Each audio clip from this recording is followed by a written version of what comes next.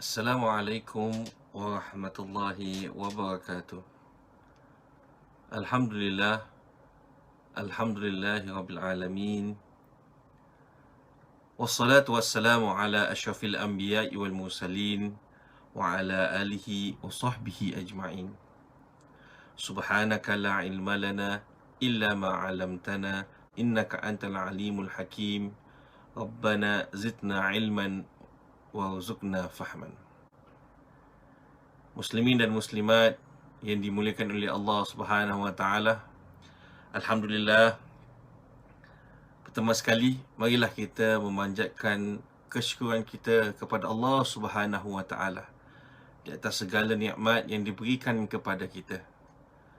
Kerana di saat di mana setiap satu daripada kita menghadapi kesulitan, cabaran dan bermacam-macam lagi, Allah Subhanahu wa taala pastinya akan memberi jalan keluar, akan memberikan kemudahan kepada kita semua. Jadi mudah-mudahan kita terus berusaha untuk menjadi hamba-hamba Allah yang bersyukur.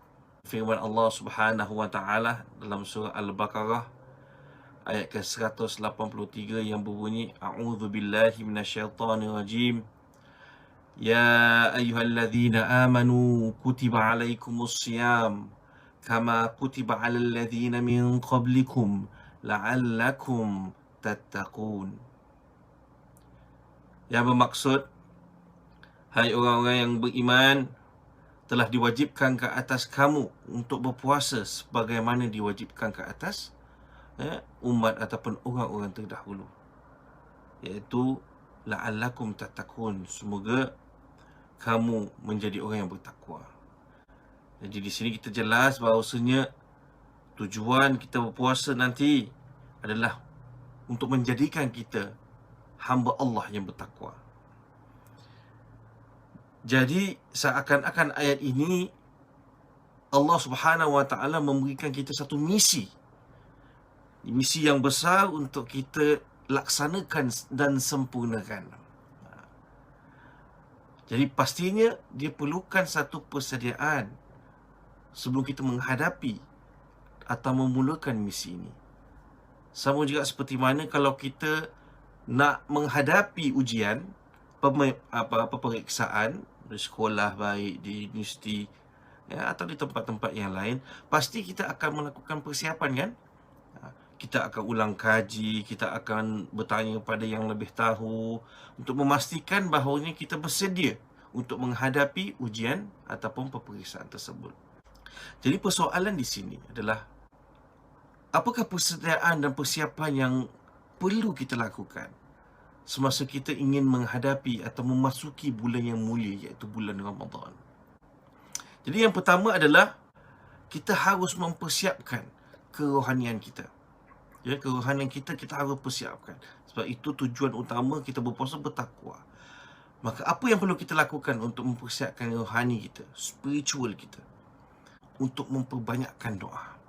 Dalam sebuah riwayat disebutkan bahawasanya para sahabat berdoa, sebahagian sahabat berdoa dan berbunyi, Allahumma salimni ila Ramadan wasallim li Ramadan wa tasallamhu minni mutaqabbala. Yang bermaksud, ya Allah, Engkau hantarkanlah diriku ke bulan Ramadan dan Kau hantarkanlah Ramadan kepadaku, dan terimalah amalan-amalanku di bulan Ramadan. Jadi pertama dan utama adalah kita jangan lupa berdoa kepada Allah. Sebab kita tak tahu bila yang kita ataupun tiada jaminan untuk kita untuk sampai bulan Ramadan. Walaupun dah dekat ni, tapi tetap tak ada jaminan. Maka itu dengan masa yang ada ini, kita mohon kepada Allah Subhanahu wa taala untuk berdoa kepadanya, memohon supaya kita dapat sampai ke bulan Ramadan, hari pertama bulan Ramadan, dan dapat selesai hingga ke akhir yang terakhir bulan Ramadan. Jadi doalah seperti yang disebutkan tadi, ataupun doa dalam bahasa Melayu pun boleh, tak ada masalah. Doalah semasa selepas solat, sebelum tidur, sebelum makan, ataupun masa kita berehat buat kerja, kita mohon kepada Allah Subhanahu wa taala. Dan dalam apa dua bahasa pun, Ya, kalau tadi saya bacakan dalam bahasa Arab, mungkin bahasa Arab tu agak berat, sulit. Ya, boleh dalam bahasa Melayu, boleh dalam bahasa Inggeris atau dalam bahasa apa pun. Pokoknya intipati dalam doa tu kita mohon kepada Allah supaya kita sampai kepada bulan Ramadan sampai kepada kita dan amalan kita diterima oleh Allah Subhanahu Wa Taala dalam bulan Ramadan. Seterusnya yang kedua, kita harus memperbanyakkan beristighfar dan bertaubat kepada Allah Subhanahu Wa Taala. Ini bertujuan adalah supaya bila kita sampai pada hari pertama bulan Ramadan ini, jiwa kita bersih. Kita maklum bahawasanya kita insan yang lemah, ya, yang banyak dosa dan kesalahan yang dilakukan, dan setiap dosa yang kita lakukan ini, dia akan meletakkan atau menjadikan hati kita penuh dengan bintik-bintik hitam. Ya, akhirnya bila banyak dosa-dosa yang kita lakukan, penuh bintik-bintik hitam atau titik-titik hitam dalam hati kita, akhirnya dia membuat kita dan hati kita jauh daripada Allah Subhanahu Wa Taala. Maka itu diingatkan untuk kita beristighfar sebanyak mungkin. Istighfar ni mudah dengan kita menyebut astaghfirullah, astaghfirullah ataupun astaghfirullahalazim. Sebutlah berapa banyak pun boleh, di mana saja. Kalau kita ada di rumah, dalam rumah dan bilik, dalam hall ke, kalau kita berada di tempat kerja, cuba elakkan dari sebut dalam toilet lah, kan? Tapi selain daripada itu, gunakan kesempatan untuk kita beristighfar, mohon kepada Allah, dan mohon ambil kesempatan untuk kita bertaubat kepada Allah. Contohnya sebab kita solat, kita mohon taubat daripada Allah Subhanahu Wa Taala supaya Allah mengampuni segala dosa kita dan membersihkan hati kita. Dan yang ketiga adalah kita harus membiasakan diri kita untuk melakukan kebaikan. Dengan masa yang ada, untuk sebelum kita bertemu dalam bulan Ramadan, kita cuba perbaiki diri kita. Tambahkan lagi amalan kebaikan. Contohnya, mulakan untuk membaca Al-Quran lebih kerap lagi. Mungkin kita boleh mula dengan baca juz amal, ayat yang pendek, surah-surah yang pendek, sebagai warm-up untuk kita bertemu dalam bulan Ramadan. Jadi dalam bulan Ramadan kita dah bersedia untuk meneruskan amal ibadah kita atau bacaan Quran kita. Ataupun kita banyakkan menderma. Mungkin kita banyak menderma tapi mungkin jumlah sedikit.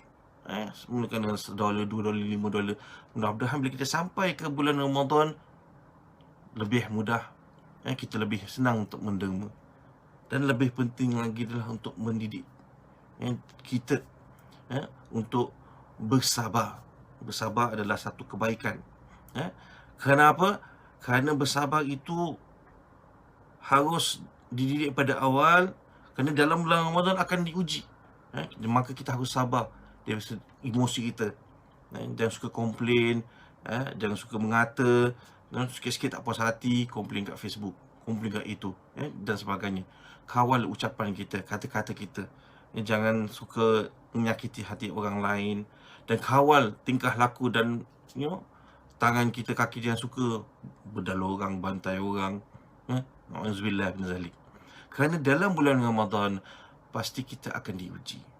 Kerana dalam bulan Ramadan kita akan menahan daripada makan dan minum. Akan ada rasa lapar, dan itu boleh memudahkan kita untuk merasa marah. Itu ada nafsu juga. Nafsu nak makan banyak. Bayangkan daripada pagi kita nak makan. Kemudian nafsu nak marah. Sebab apa? Kita tengah lapar, orang cari pasal, kena marah dengan bos, dengan pelanggan dan sebagainya.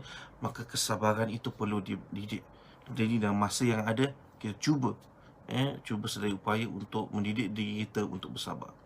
Maka muslimin dan muslimat dan dikasihi Allah Subhanahu Wa Taala, jadi dengan masa yang kita ada, untuk kita mempertingkatkan kerohanian kita, perbanyakkanlah berdoa, mohon kepada Allah supaya kita sampai dengan selamat di bulan Ramadan.